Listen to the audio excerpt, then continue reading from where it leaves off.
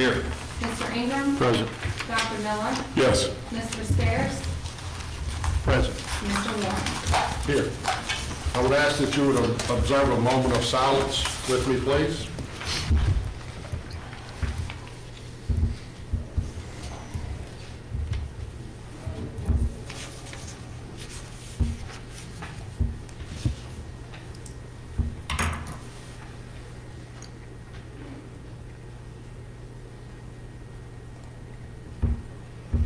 Thank you. Would you please rise for the Pledge of Allegiance?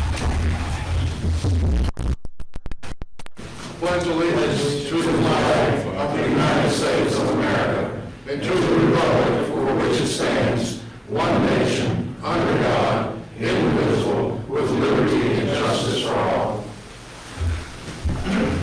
Thank you. Are there items to be added to the agenda? Mr. Chairman, Yes, sir. I'd like to make a motion that we add Cobblestone Milk Cooperative LPA to the consent agenda as item 7E, and also add the committee recommendations to matters from the work session tonight. That'll be 14A. 14A. Okay, do I have a second? Second. Okay, any discussion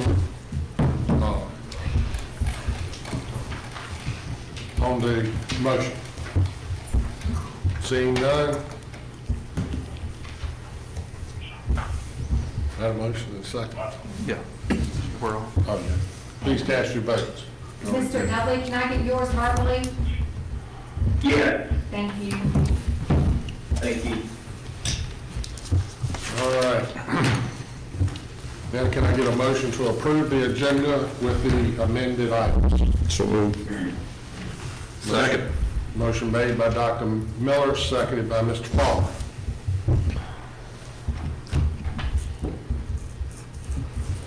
Any discussion on the motion? Seeing none, please cast your vote. Mr. Dudley.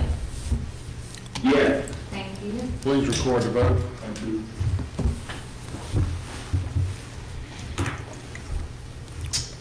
All right. Motion carries. We're down to consent agenda. Can I get a motion to approve the consent agenda with the added addition of 7E? So moved. Do I have a second? Second. Second. Motion was made by Mr. Scares and seconded by Mr. Ingram. Any discussion on the motion? Okay, please cast your votes. Mr. Dudley. Yes. Thank you. Please record the vote. Motion carries unanimously. We're down to presentations, DPCS annual report. I know Mr. Smith was not going to do this, but apparently he's going to introduce this presenter. Well, I'll certainly introduce Mr. Jim Bigbo with the DPC at Danville, Pittsylvania Community Services.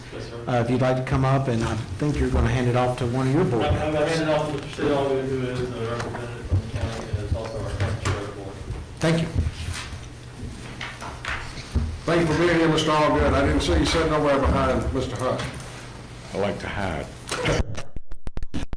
Good evening. Thank you all for the invitation to be here to present to you our annual report. Chairman Warren, members of the board, Mr. Smitherman, and the staff members, again, like I said, we do appreciate you inviting us to be here. I am Seth Allgood, a member of, and current chairman for the Danville, Pennsylvania Community Services Board. It's with great pleasure that I present to you the annual report for fiscal year 2020. This year's annual report theme is Unlocking Potential. The report has a twofold purpose this year. It's a message to the community about how deeply rooted our services are for everyone residing in our community. And the second is an opportunity to unveil the new logo that represents how DPCS is all around our community. Each year, the information in our report outlines the ways that DPCS serves the community, the citizens of Pittsylvania County and the city of Danville. As preferred provider of top quality behavioral health, developmental disabilities, and prevention services. Briefly tonight, I'd like to touch on the new logo for DPCS and how it encompasses agency operations. Quite simply, the new logo was derived from breaking down and reconstructing our previous logos into 3 key foundations that align with the core mission and values found at DCPS. Our people, our services, and our community. Our people are all about serving those that we serve and those who provide services. In the center of the sun in the logo, the keyhole can be also imagined as a silhouette of a person.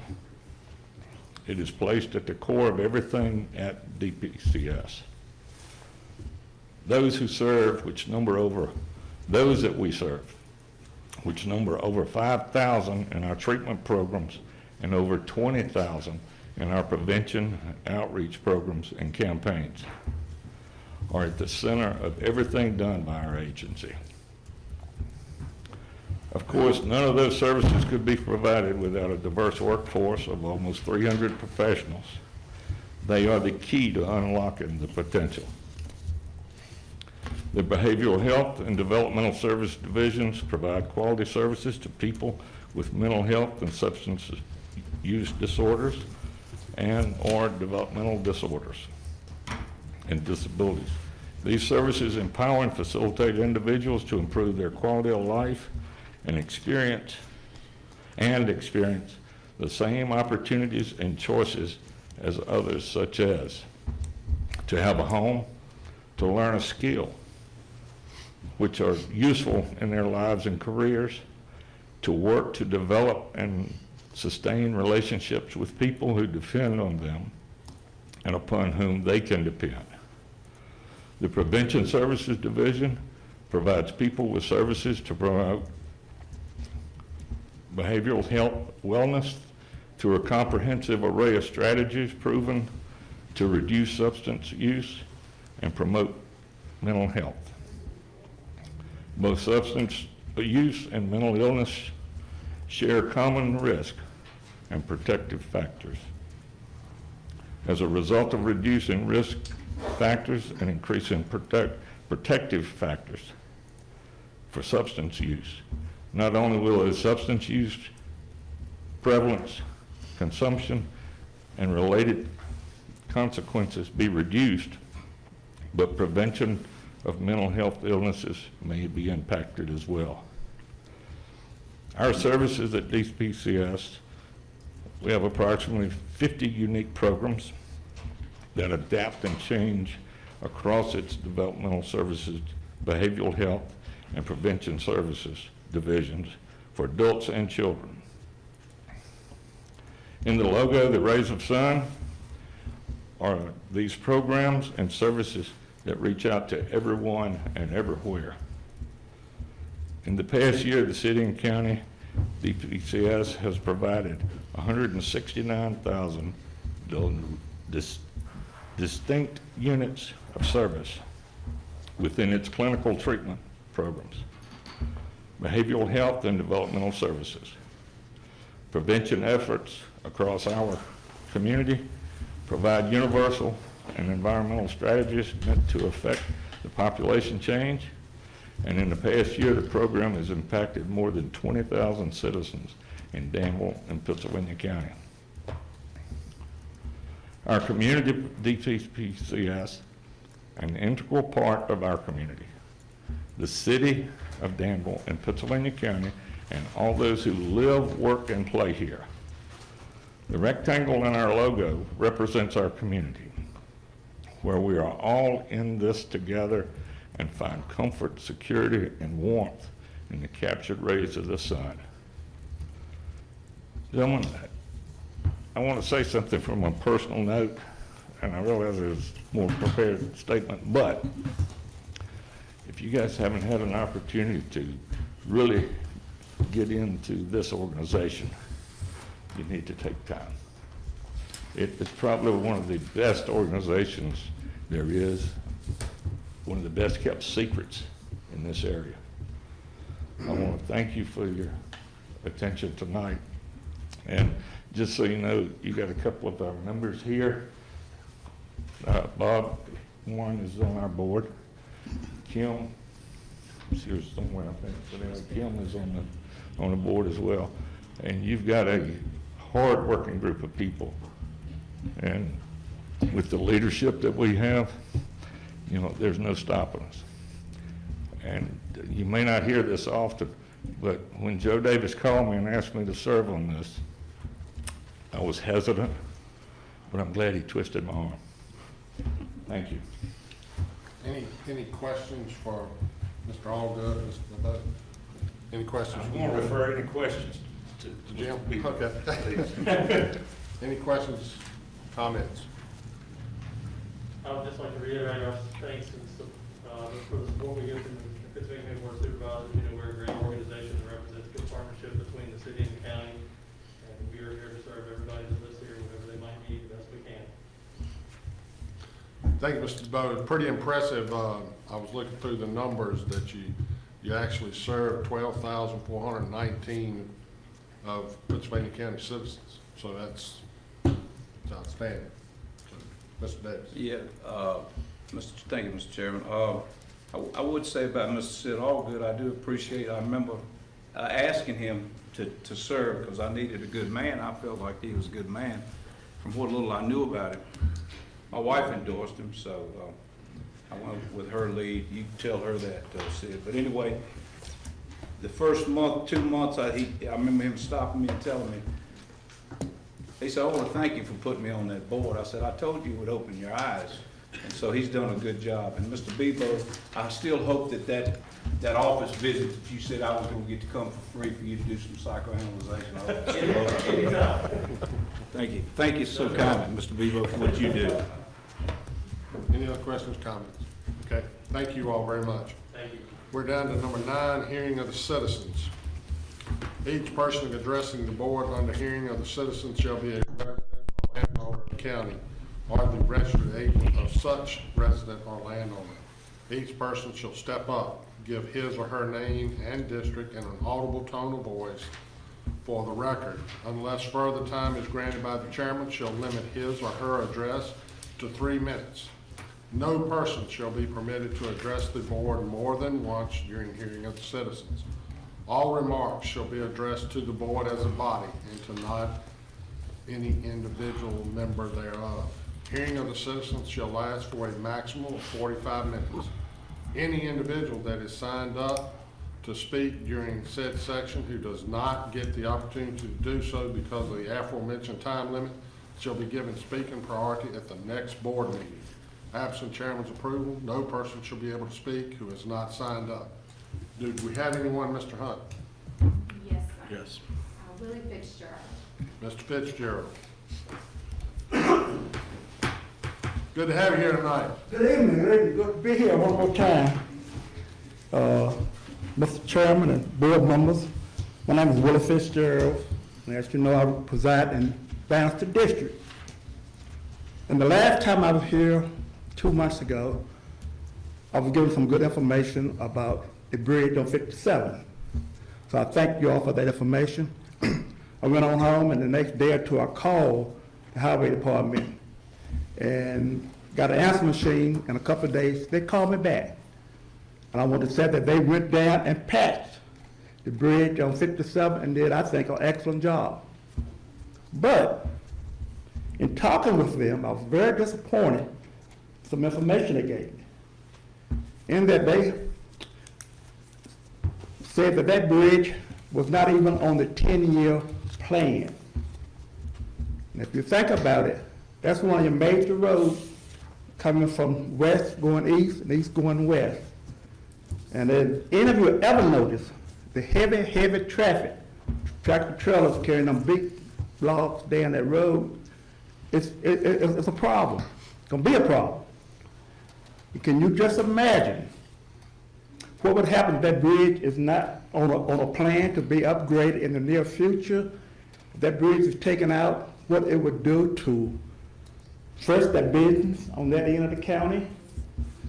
Think about what it would do to the rescue squad and the school system. Think about how the buses would get back and forth to the high schools, or elementary schools, or whatever, if that bridge was taken out. So I think y'all need to get that on the plan. I don't know how you will go about doing it, but it need to be on some kind of plan to get upgraded or looked at in the very near future. I look at that bridge just like you would look at a hammer and a nail. You take a hammer and a nail and you start beating on it a little bit at a time, a little bit at a time. So evidently that's what they did at first when they saw the need to reduce that bridge from a 2-lane to a 1-lane bridge. And with this heavy equipment going across there now, it's not gonna last 10 years. And if they don't put it on a 10-year plan, why they put a 20-year plan? They told me that bridge, that there's some bridges in this county that's over 50 years old. I know for a fact, I've been married to my lovely wife for over 50 years, and that bridge was there then. My brother-in-law told me that he's almost, well, he's nearing 80, and that bridge has been there. So that bridge is probably between 75 to 100 years old. I don't know the exact, but that bridge needs to be looked at very seriously. And I think this board to do something, communicate with the highway department to get that bridge on some kind of schedule. So we're requesting that from this board tonight. Thank you. Thank you, Mr. Fitzgerald, and I know for sure that you hadn't been married to that bride of yours for 50 years. She doesn't look like She's it. not even 50 years old yet, so. Mr. Fitzgerald, if I may, Mr. Chairman, Supervisor Miller and I have a call with Jay Craddock with VDOT tomorrow between 10 and 12 to talk about this issue. So we'll get something out to the public about what we learn, okay? Okay, I would appreciate it. Okay. But I would like to say, I did try to reach out to my supervisor, but I could never reach you. So, thank you. You're welcome. Thank you, Mr. Fitzgerald. They'll be in touch with you. Okay. Now, I signed up twice, and Next we have Willie Fitzgerald. Rules don't allow Well, it. the rules don't allow it's it. a different issue. That rules don't allow it. I mean, can you get Portia to come up and talk about that issue? I mean, if I bury, I gotta bury for everybody, so. I don't know if she would come up. It's a very important issue, Mr. Chairman. How many more seconds did you have from your first 3 minutes? Good question. I used them all Oh, up. I need for 1 minute. Be real quick. All right, I'm gonna yield to you this time, Ms. Fitzgerald, but remember, you get 3 minutes and we don't take more than one time. So, one person per session. Okay. Thank you, Mr. Chairman and board members. The other issue I've come before you tonight to talk about is a bridge out on 29 North. That bridge has been named the Roy P. Ford Byrd Bridge. And some of us in the community, and some more would have been here tonight, but because of COVID, they're not here. But it's a concern to us that y'all would approve to put a sign out there in a predominant black community. We not want to make it a racial issue, but to put that in a community that Mr. Clyde Banks and Mr. William Pritchett and others fought to get representation on this board. It's like a slap in the face to us.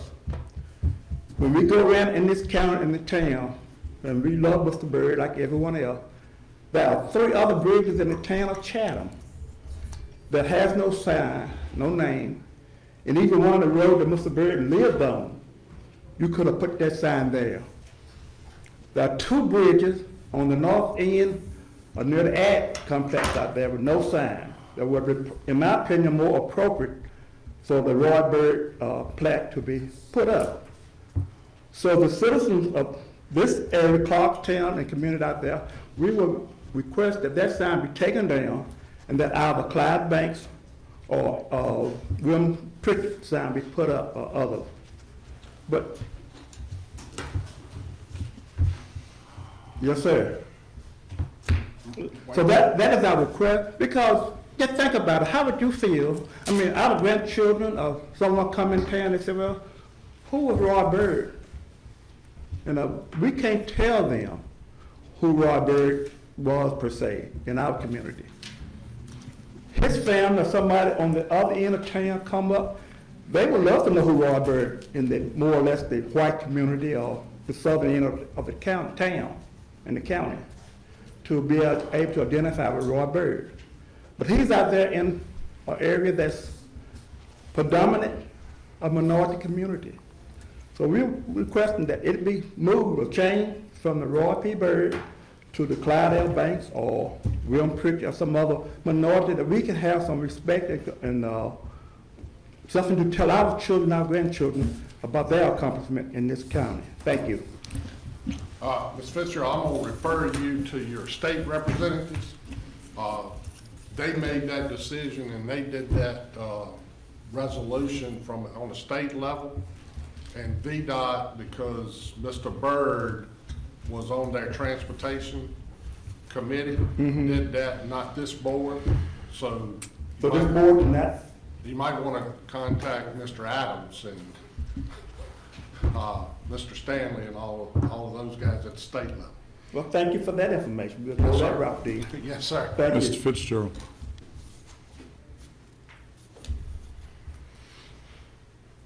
Thank you. Thank you. Good to see you back here too. Lester Terry. Okay, Mr. Terry. Mr. Chairman, County Administrator, Honorable Gentlemen of the Board of Supervisors. My name is Lester L. Terry Jr. I'm in the Bannister District also. I just wanted, probably cleared up some things, but I've lived on Mill Creek Road all my life. I left for military service, which my friends and neighbors recommended me. I addressed the issue of the Roy Bird, naming of the Roy Bird. When I look at it, we had some members that sacrificed their homes. Mr. Dove Saunders, he had a brand new house. They tore it down to build the new highway. Mr. Howard Banks, they tore his house down and moved it to build a new highway.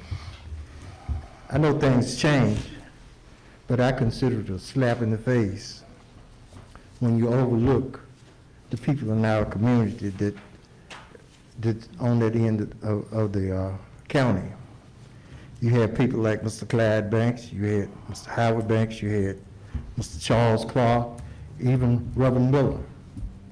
They were stout members in the community.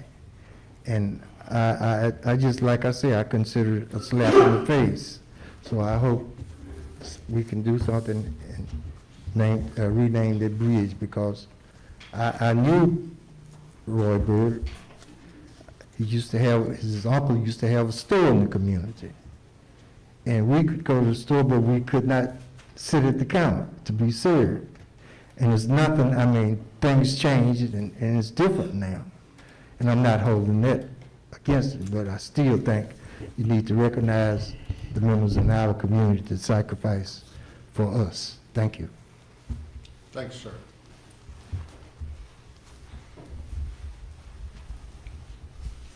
Anyone else, Caleb? That's it. Okay, thank you. We're down to public hearing, rezoning public hearings. Pursuant to Article 5, Division 6 of the Pittsylvania County Zoning Ordinance, the Board of Supervisors have been empowered to hear and decide specific zoning issues and zoning map changes in support of said ordinance. In accomplishing this important task, the board is responsible for promoting the health, safety, and general public welfare of the citizens of Pittsylvania County. The board must ensure that all of its decisions and regulations be directed to these goals and that each be consistent with the environment, the comprehensive plan, and in the best interest of Pittsylvania County, its citizens, and its prosperity. We're down to case number 1, public hearing zoning case number R 20-023. Then I'm going to open the public hearing at 7:27. Ms. Ragsdale. Case R-20-023, Matthew and Caitlin Scares have petitioned to rezone 2 acres located on Pine Lake Road in the Westover Election District from B2 Business District General to R1 Residential Suburban Subdivision District to allow for construction of a single-family dwelling for their personal residence. Planning Commission recommended by 8-0 vote with no opposition that the petitioner's request be granted. Once the property is rezoned to R1, all uses listed under Section 35-222 are permitted. Staff summary is enclosed in the board packet. Mr. Chairman, Mr. Matt Scares and Caitlin Scares are here to represent the petition. Yes.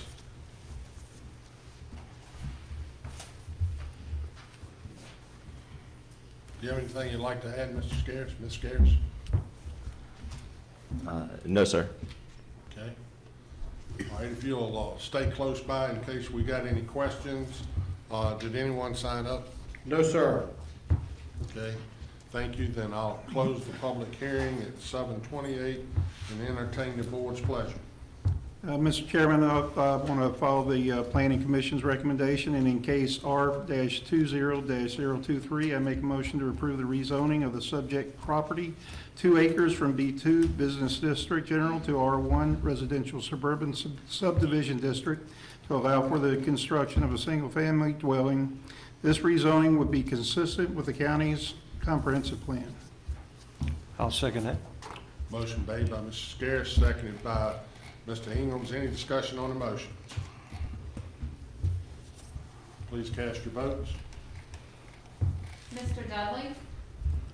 Yes. Thank you. Okay, please record the vote. Your property's been rezoned. Thank you, Mr. Scares, Ms. Scares. Thank you. Y'all have a good night. We're down to case number 2, public hearing rezoning case number R-20-024, and I'll open that public hearing at 7:29. Ms. Ragsdale. Case R-20-024, William Dawson has petitioned to rezone 2.36 acres located on Franklin Turnpike in the Chatham Blairs Election District from R1 Residential Suburban Subdivision District to B1 Business District Limited for sale, service, and repair of automobiles, which will require a special use permit. The Planning Commission recommended by 8-0 vote with opposition that the petitioner's request be granted with the proffer offered by the applicant. Once the property is rezoned to B1, all uses listed under Section 35-346 are permitted. Staff summary is enclosed in the board packet. Mr. Chairman, Mr. William Dawson is here to represent the petition. Mr. Dodson, you have anything you'd like to add, sir? No.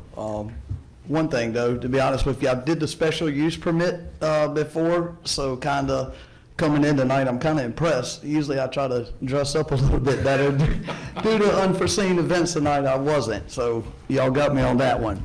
So basically though, what I'm doing is I'm taking an older building, surprisingly over 10 years, I've heard, but just revamping it, cleaning it up, restoring it back on a business on 41. There's a lot of businesses for sale, a lot of property for sale on 41, so I think mine will add to it along with a couple others that are kind of coming in now.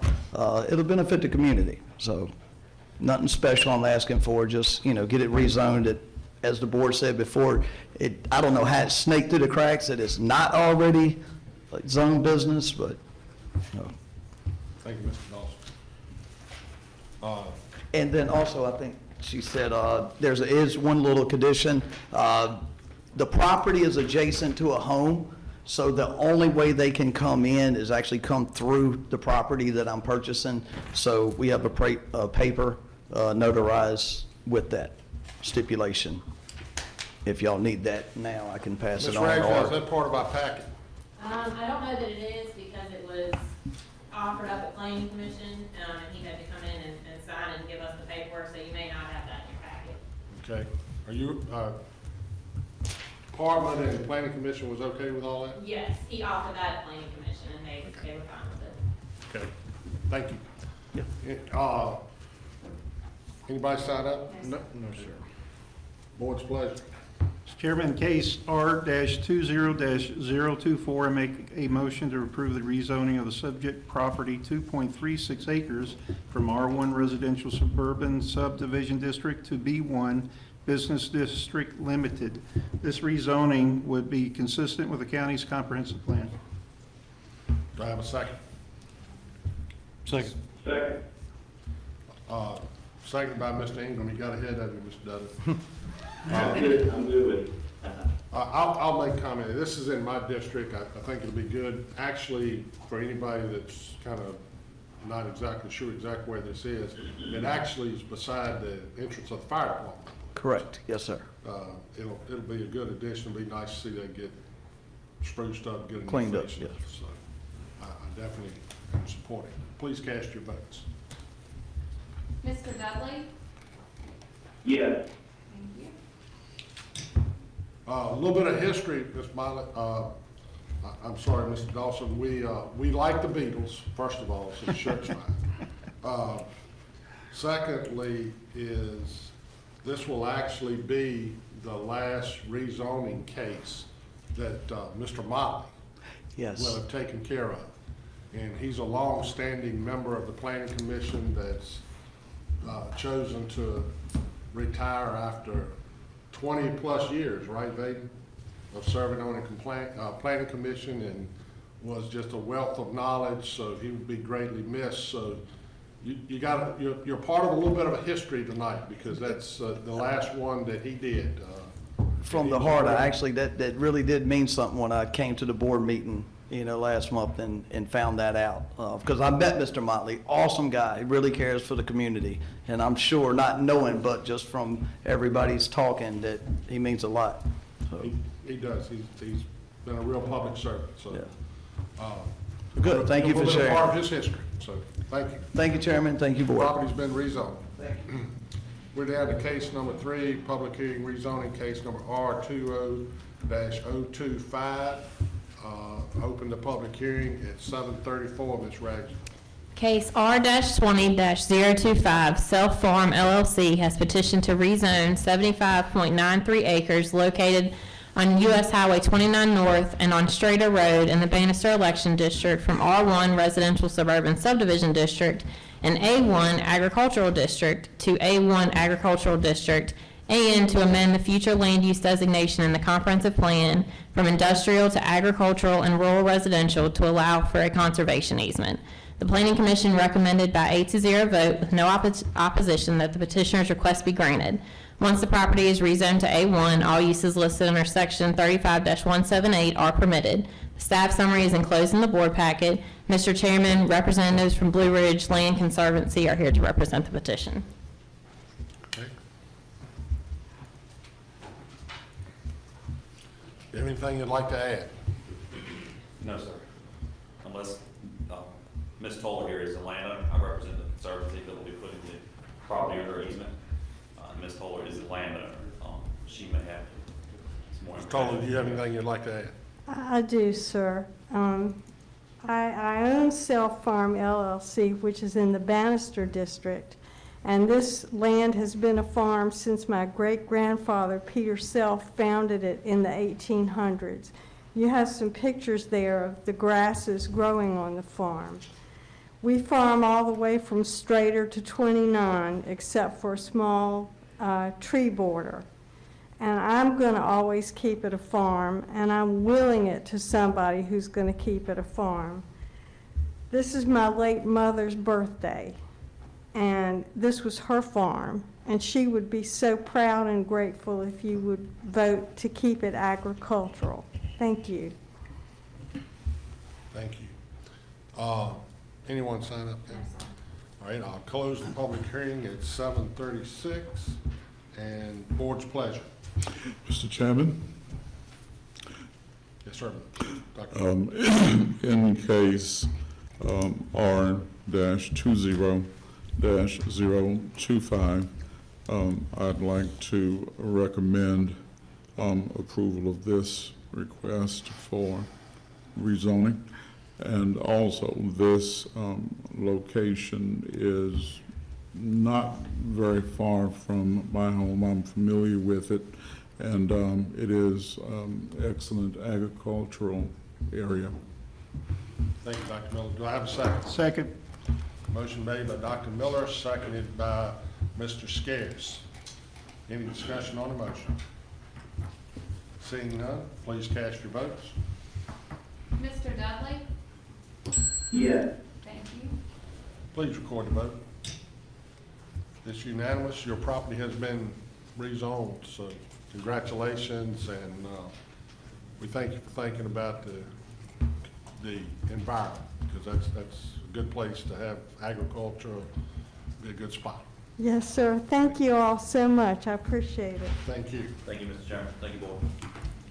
We're down to other public hearings. Each person addressing the board under a public hearing shall step up, give his or her name and district, and his or her place of residency for non-county citizens, and an audible tone of voice for the record.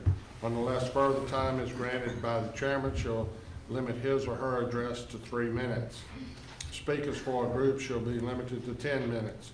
Speakers shall conclude their remarks at the time unless the consent of the board is affirmatively given to extend the speaker's allotted time. Absent chairman's approval, no person shall be able to speak who is not signed up. Public hearing, budget amendment, public hearing, Ms. Vanderhyde. Yes. I have a public hearing. Let me get Yes. the opening time on this. Okay. 7:38. Okay. As you may know, we have been getting quite a considerable amount of money from the federal government and from the state for relief due to COVID. And once again, we have another large amendment that needs to be made. This one is $8,415,834.56. It is broken down in segments. This was an amendment that was advertised in the paper in the Star Tribune on November the 4th, so we have met that 7-day requirement, so you all will be able to vote on this amendment tonight. We have capital improvements and expenditures totaling $1,303,709.11. CRF school expenditures, and these are the monies of our CARES monies that we gave to them, and so they will need to be appropriated. They also receive some CARES monies on their own, so it's a combination of those two things. So that's $2,554,380.70. They have Go Virginia grant expenditures of $2,453,291.75, which is a grant that you all have seen in the past, and it's just needing to be appropriated to the 21 budget.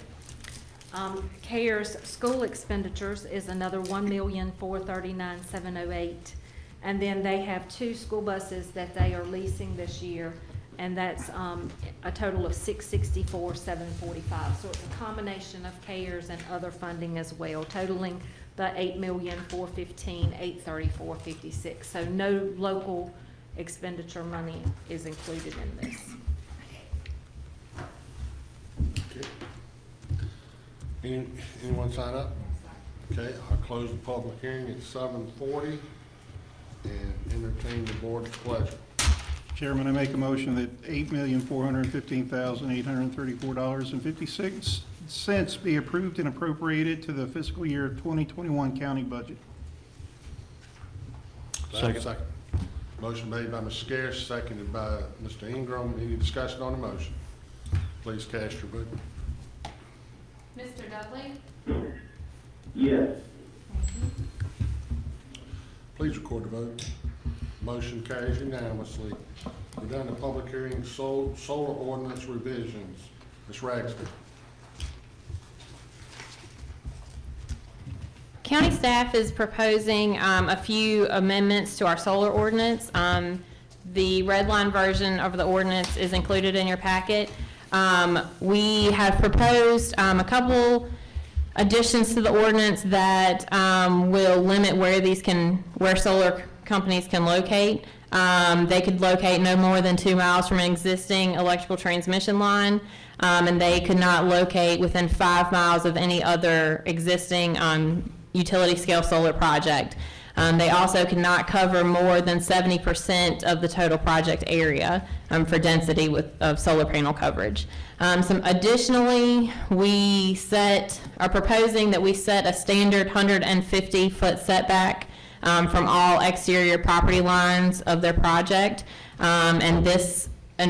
Additionally, we're requesting that we require a 200-foot setback from any residential property that is outside of their project area.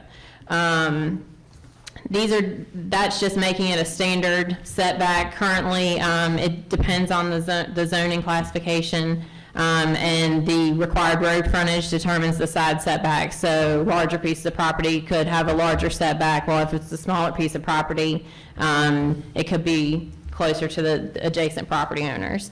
Additionally, we cleaned up some language in our ordinance about the decommissioning bond requirement, specifically stating in the ordinance that salvage value cannot be included when that cost is figured.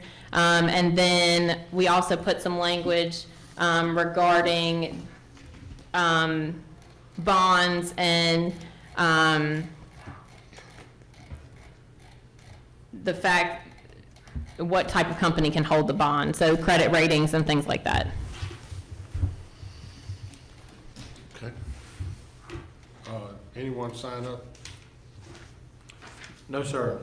Okay, I close the public hearing at 7:43 and entertain the board's pleasure. Mr. Chairman, I want to make that motion right there for that solar ordinance revisions going as presented. And I want to thank Ms. Ragsdale for doing a great job that she has been doing while at the helm. And this information happens to come within a very good opportunity for me dealing with a certain situation in my district. So thank you. Do I have a second? I think Miller. Dr. Miller, thank you. Any discussion on the motion? I have a question. Yes, sir. Ms. Ragsdale, do we currently have any applications going through your office for solar? We do, and this would not apply to any solar companies that have submitted applications to us, since they are currently in the process, but if we do not have an application, this will apply moving forward. Thank you. Any other comments or questions? I did like one feature that I saw in him, Ms. Ragsdale, and I think it's really important to point it out to the citizens. You got a thing in here that if the adjoining area, in other words, we have a couple of ag folks together, then the setbacks and all are not restrictive of that area, so they could just keep running on over and over those lines. So I thought that was really important. So, Chair. thank you, Mr. I Davis. got one more question. No one has applied for one in my district again, have they? Not to my knowledge. Thank you. Thank you, Ms. Ragsdale. All right, please cast your vote. Mr. Dudley? Yes. Please record the vote. Motion carries unanimously. Thank you, Ms. Ragsdale. We're down to public hearing, return check fee ordinance. Mr. Shorter. Good evening, Mr. Chairman, board members. I propose this revision to the ordinance to bring consistency between the service authority when we started accepting payments on their behalf. Their return check fee is $45 and ours under county code that hadn't been revised, I'm not aware of in the last 5 or 6 years, was $35. So it's hard for us from a consistency standpoint to post 2 different return check fees in the office and have to explain, well, if you're paying this bill, you bounce a check, you're paying this fee versus the other. So that was just the entire reason behind bringing this before you, is just to bring uniformity to the code. Okay. Can anyone sign up? We'll close it at 7:46. Any board members have any questions? I have one myself, Mr. Sure. Shorter, and I would respectfully ask my colleagues to table this until we get this information. We requested information from your office in relationship to what the actual charges are on return checks and how many you receive per year. Right. And we haven't received that information. I forwarded that information to Mr. Hunt, but based on historical data for the service authority and what we've witnessed the first 5 months of doing it, it's an average it's gonna be an annual average for the service authority of about 50 checks a year, and it's about 150 on tax payments and other things we receive. So between the two, about 200 checks a year. The actual cost is impossible to come up with an actual number because it's all administrative. Some checks in the most simple form, if they're a paper check, may take an hour or so of bookkeeping to unwind everything back out of the books that it wasn't a payment made to our office. If it were an electronic check that comes in a batch group with credit card payments and it's at the end of the month, it can take sometimes a day to unwind that. So it's kind of hard to put that administrative cost. Don't you know how many are paper and how many of them are digital? We do, but we don't ever track how long it takes us to go back and back all that out. We've never tracked that. I'm just not comfortable personally of increasing a fee, which is just more tax dollars on our citizens. Right. I'm okay with going down to 35 for both, just uniformity. I'm okay with, I'd like to see the data on, actual data on it that we requested personally. So I'm not going to vote to move this forward. I'd rather see us table it until we get information. I mean, I think we owe it to the citizens. I mean, you know, I know we're not talking about a lot of money, 200 checks, but I mean, it disappoints me a little bit that we don't have a breakdown to know what a particular item that affects 200 citizens, roughly, you're saying, right, how much is actually costing us in time and administrative cost. If it's actually $25, then I'm okay with $25 or $30, and if it's actually 50, then I'm okay with 50. But right, I think we owe it to them to have the data before we just arbitrarily okay, sure, pick a number. okay. But that's just me. The board may say they're gonna approve it and move forward, but that's my feedback. I would respect the request that we table it until we get that information. Okay. I'll make that motion to table, Mr. Chairman. Do I have a second? Second. Mr. Dudley seconds. Any discussion on the motion? Motion is the table. Okay, please cast your votes. That his second, but I'll switch that. Everybody can go ahead and vote, and I'll change that when I do the minutes. Okay. Somebody, you want somebody, we need somebody to second? Yeah, just anybody on the screen is fine. I have it. Now cast your votes. All right, Mr. Dudley? Yes. Thank you. Please record the vote. Motion carries unanimously. Thank you, Mr. Short. Yes, sir. Appreciate the job you do, and Sure. if you give us that breakdown so we can. Well, it's gonna take us, we've never tracked that, you know, how many hours per check, but we'll certainly start doing that, and over the next 6, 12 months, we'll bring that back to. I'm sure it's fine, but I want to be transparent to the Right. citizens. Yeah, I'm sure we'll never recover the cost. The administrative cost is far higher than the fee. Hope you understand. I just want them to know. Absolutely. Thank you. We're done to open public hearing at 7:50 for solid waste interest ordinance revisions. Mr. Hicks. Mr. Chairman, if a customer has an invoice at our landfill, in the past, we have not charged interest if they have not paid that bill in a timely manner. What we have proposed in the ordinance would be an annual interest fee of 10% on how many unpaid invoices. And it's been duly advertised.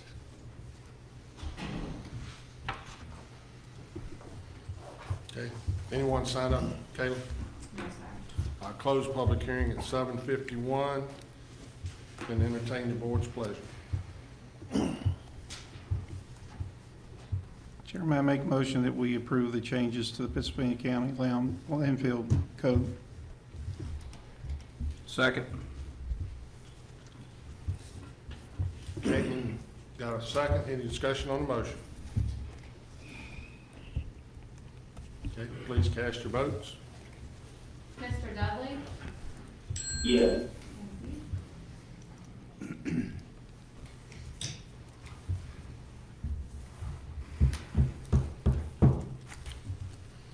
please record the motion carries unanimously.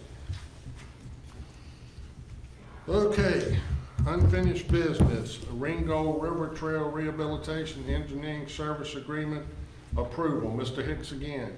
That's what Okay, he's we just- brought you a proposal at the last meeting from Dewberry Engineers for the damages that were done to the Ringo Trail, the bridge, and the actual rail that is owned by the county. That price was $322,000 through Western Piedmont.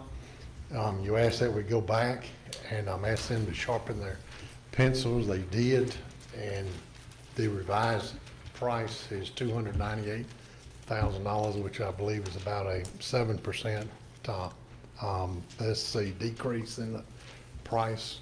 And we've got, let's see, Mr. Brian Bradford here, if you got any questions on the proposed agreement. And I'll try and answer any questions you might have. Thank you, Mr. Hicks. Mr. Bradley, did you bring your pencil sharpener with you? Come on up.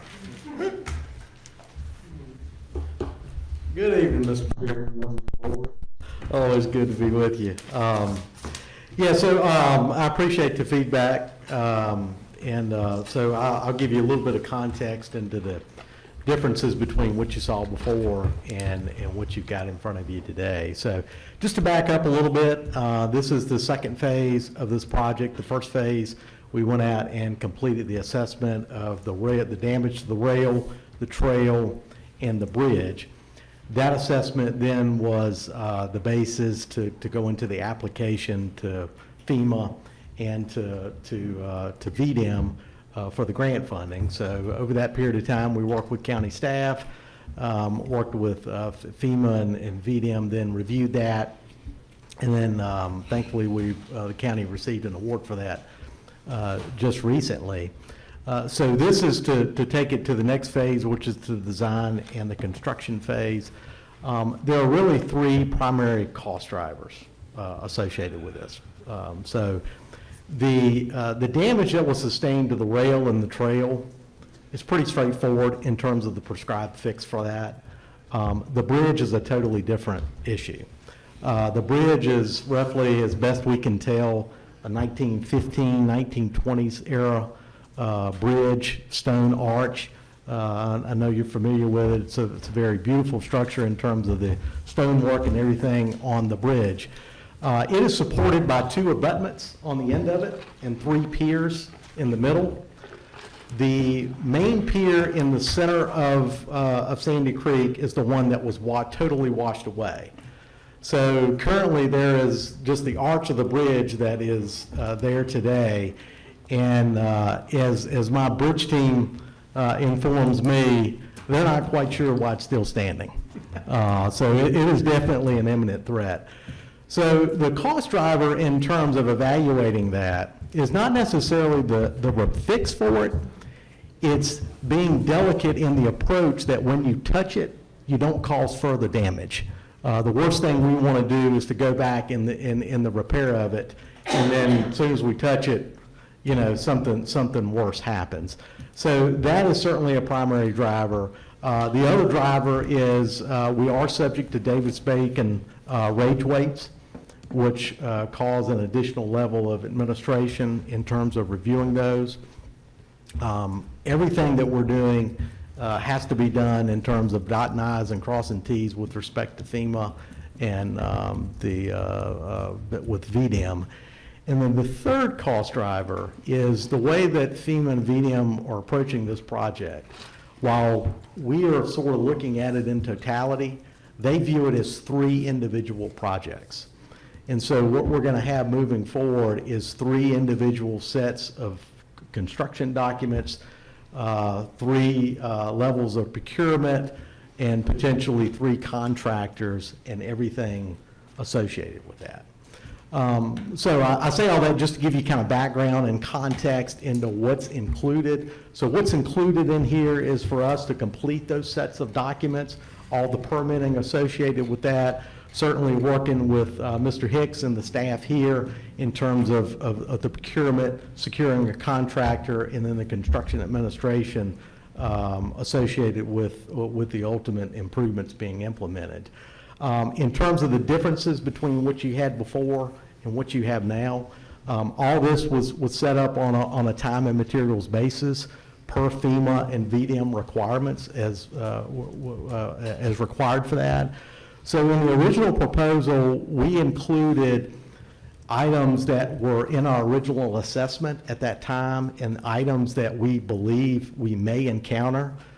Hearing your feedback, I did go back, we looked to sharpen our pencil, likewise looked to try to sharpen areas of our scope of work. Give you, for instance, we had included some environmental work associated with the rail and trail that we may encounter. Again, we're not going to do anything unless it's absolutely necessary associated with this. I'll be honest, I don't know that we're going to encounter that, so I went ahead and pulled that piece out. Likewise, on the bridge design, again, as I mentioned, it is a big component of that.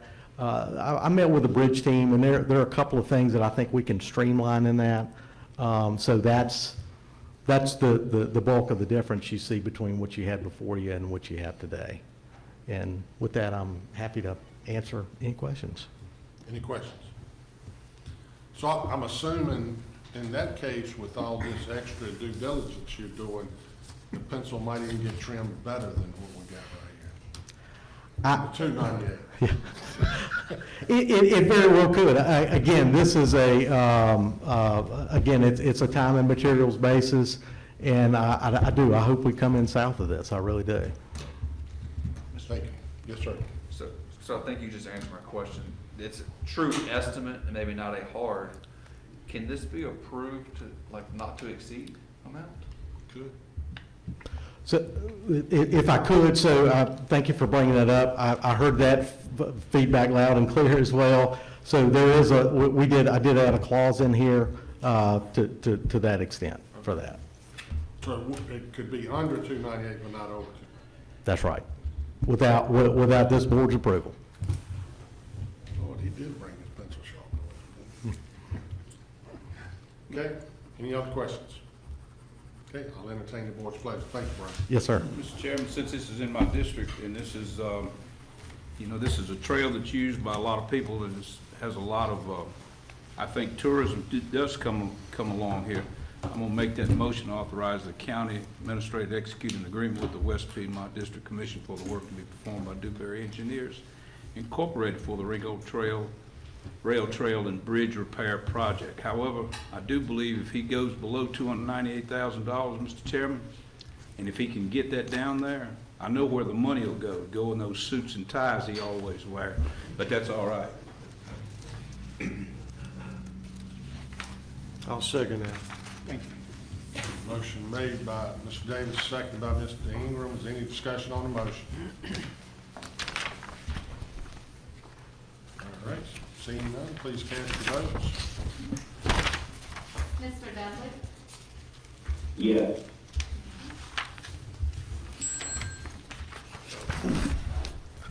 Please record the vote. Motion carries unanimously.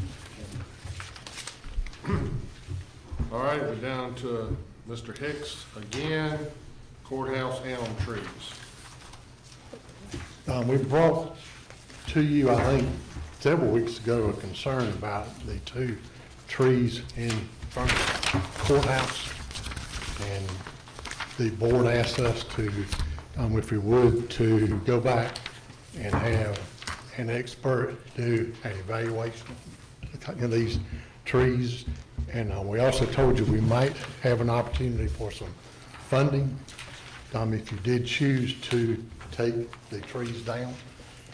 About 7 or 8 days after you met, we actually got notification from the state that we were eligible for a grant of $4,109 if we chose to take the trees down, and $400 towards the cost of, putting a couple of trees back. Unfortunately, that money has to be spent by December 31st of 2020. So that doesn't give us a lot of time Tom, I gave you a copy of the report on the trees. And if you turn over to the third page where it says, discussion, Tom, he sort of highlights several items. He says, due to the amount of defoliation, or approximately 50%, these trees are unlikely to be restored back to full health. The large dead branches within the canopy of the tree could cause harm to a pedestrian or vehicle beneath the tree if they were to fall.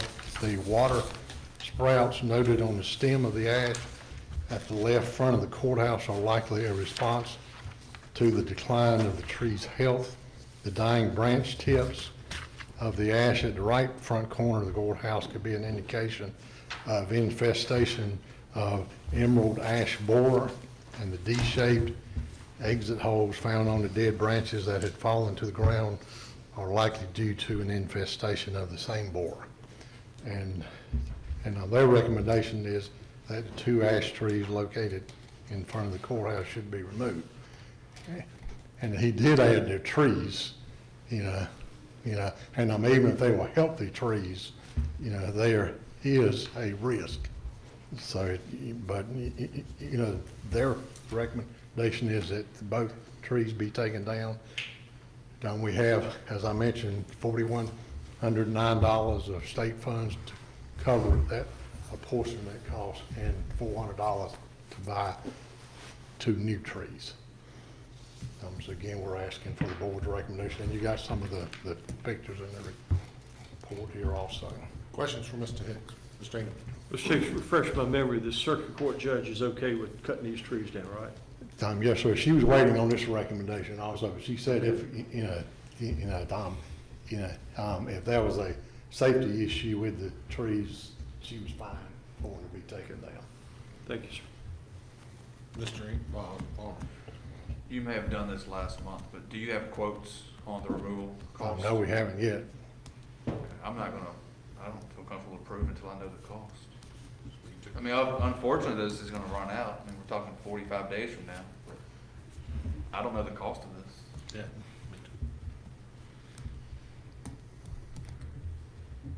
Well, unfortunately, we can't, by the time we brought it back to you at the December meeting, we wouldn't have enough time to. I understand. To have them removed. I think we can get a reasonable cost. I've had trees removed on my property, and it wasn't that awful expensive. Of course, they weren't as big and as bulky as these things. I think if they lose out on $4,000, when the cost may not be that much more. I wouldn't either, but like I said, if it falls and hits somebody in the head, we might be paying a whole lot more. If we can keep it under the 4,000, I'm good, but I feel like it's gonna come in higher, but I'm just somewhat speculating. Yeah, I don't have any idea what the cost would be. So we wouldn't be able to vote on this until December if we table it. We could make the motion Not to exceed. Yeah. not to exceed Yeah, I'm good with that. a dollar amount and leave it there. But in actuality, we've allocated, what's your limit? 100. Yeah, I mean, You could, what you could do is whatever, I think, maybe Mr. Ingram just said not to exceed, whatever your comfort level is, cap it at that. And if your comfort level is only the state's money, that's fine too. Yeah, I'm good with it. you gonna make a motion? I'd like to make a motion that we move forward with the removal of the trees using the grant money, and also direct staff to not exceed $5,000. Do I have a second? Second. Okay, any further discussion on the motion?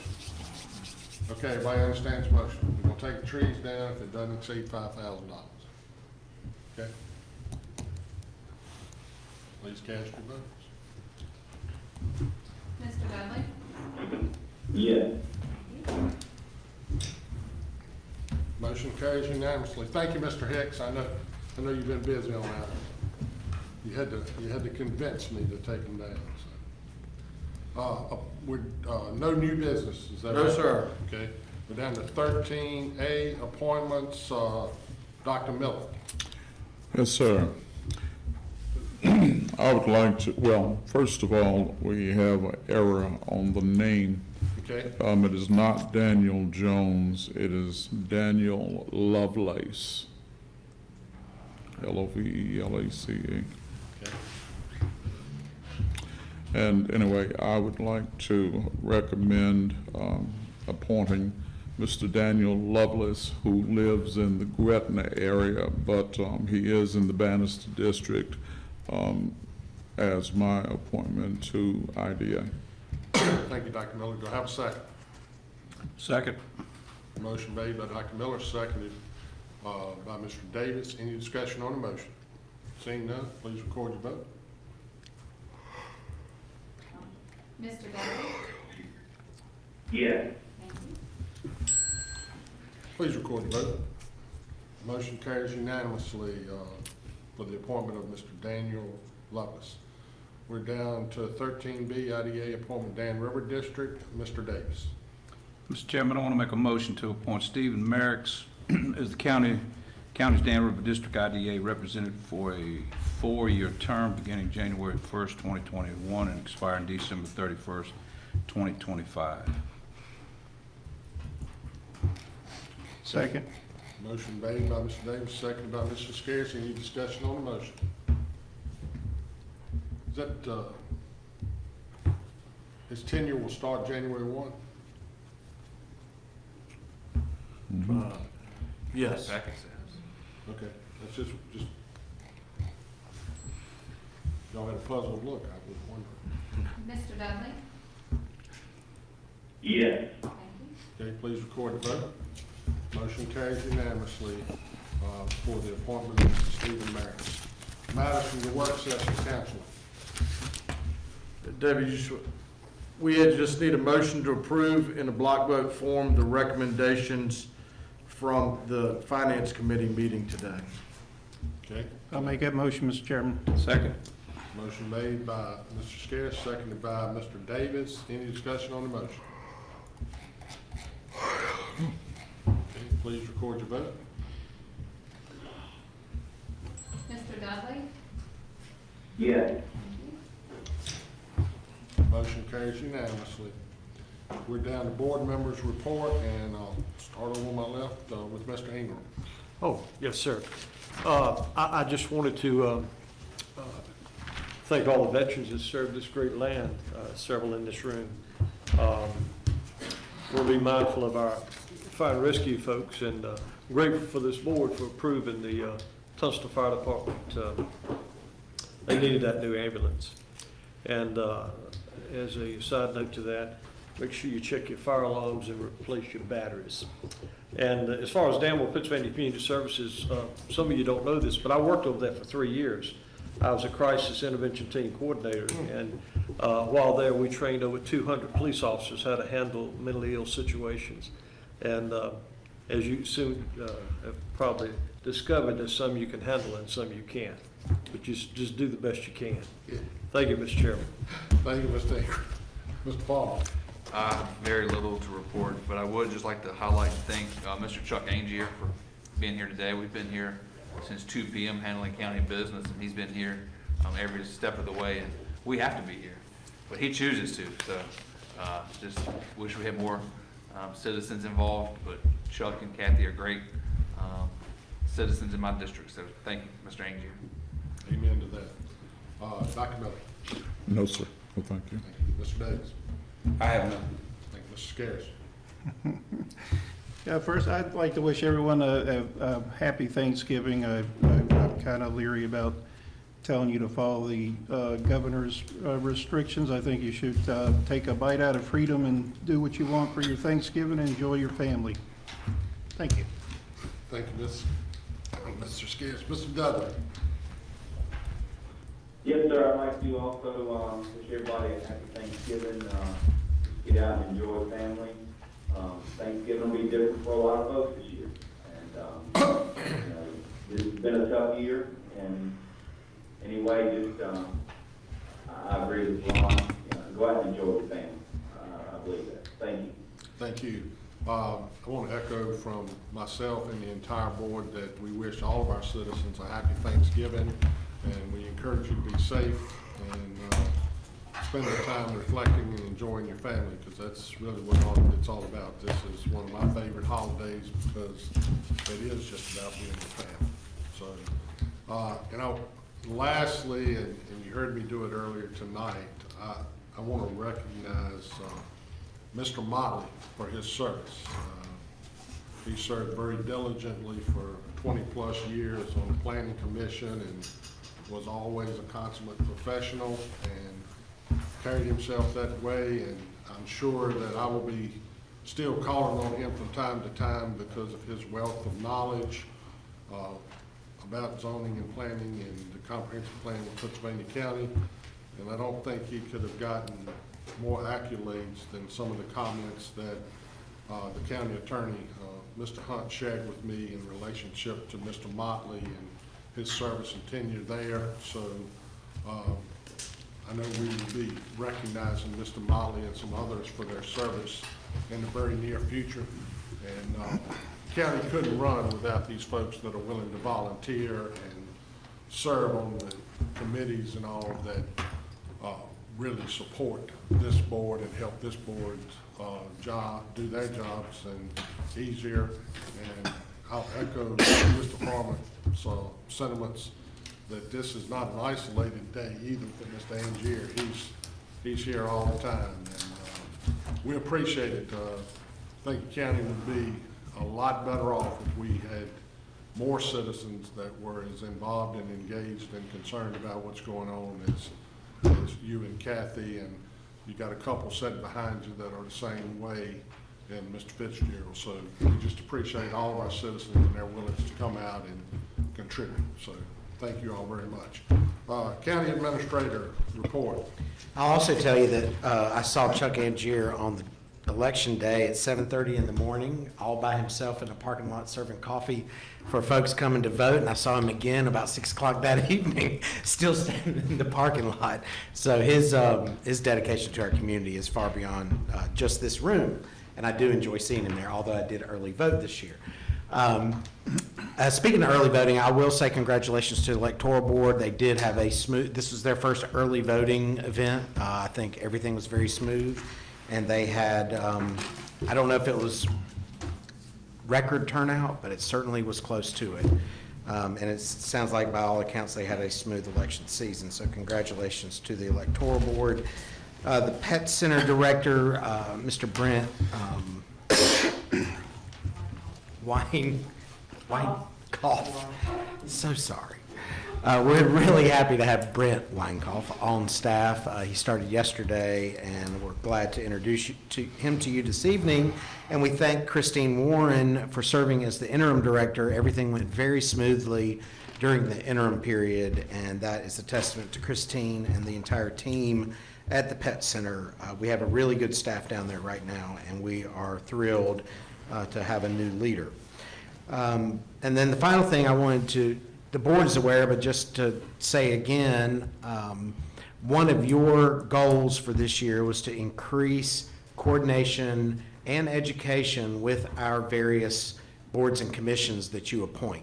And last week was the first training session of the BZA and the Planning Commission under Ms. Ragsdale's guidance. So really glad that's underway, and we're going to continue to work with all these boards to make them, to coordinate better their efforts with the county and for staff to be a better support to their service.